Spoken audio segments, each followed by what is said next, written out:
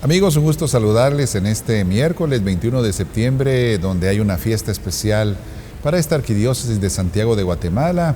Será consagrado obispo Monseñor Tulio Omar en esta catedral metropolitana, sede de esta arquidiócesis. Hoy también la iglesia recuerda a San Mateo, apóstol y evangelista. El texto de hoy dice así: En aquel tiempo Jesús vio a un hombre llamado Mateo, sentado a su mesa de recaudador de impuestos y le dijo: sígueme. Él se levantó y lo siguió. Después, cuando estaba a la mesa en casa de Mateo, muchos publicanos y pecadores se sentaron también a comer con Jesús y sus discípulos.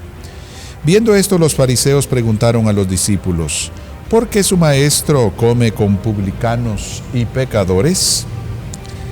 Jesús los oyó y les dijo: no son los sanos los que necesitan de médico, sino los enfermos. Vayan pues y aprendan lo que significa: yo quiero misericordia y no sacrificios. Yo he venido a llamar a los justos, no los he llamado a ellos, sino a los pecadores. Palabra del Señor.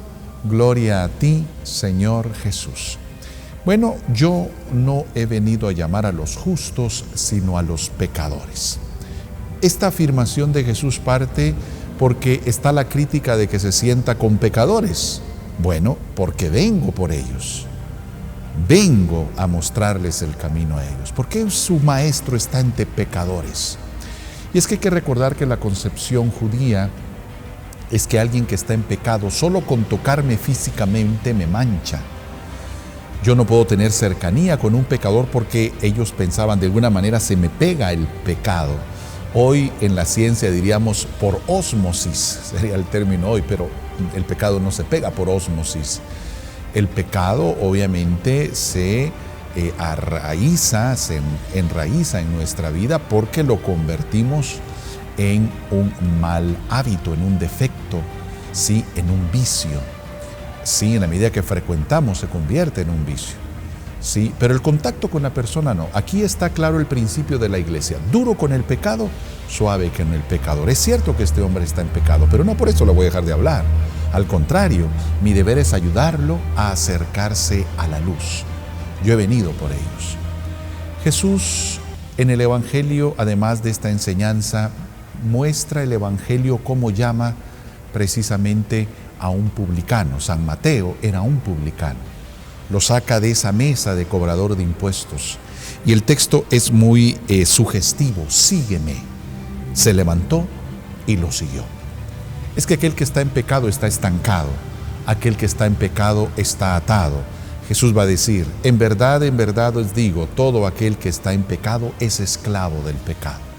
San Mateo estaba sentado, ubicado, estancado en una situación de pecado y le dijo Jesús: sígueme. Se levantó, dejó esa situación de pasividad, esa situación de estancamiento y pasó al dinamismo: sígueme. Eso pasa también con el agua. El agua estancada se puede convertir en fuente de mosquitos, de enfermedades, de mal olor. El agua que está en movimiento es un río que da vida y vida para todos los animales, para la flora, la fauna. Hoy recordamos a San Mateo, evangelista. Es el primer evangelio que encuentra usted en la Biblia, aunque fue el segundo en ser escrito.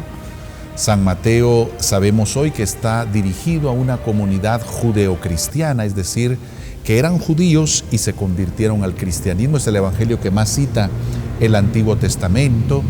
Su evangelio estructurado en 5 grandes discursos: introducción, conclusión, pero en medio 5 grandes discursos, que es precisamente el número de los libros de la Torá, que es el actual Pentateuco en nuestra Biblia. Así que hoy recordamos a este grande evangelista que durante muchos siglos, sobre todo en la Edad Media, fue muy citado, muy seguido, más que los otros evangelios, por su claridad, por su manera de escribir. Pidamos en este día miércoles la intercesión de San Mateo.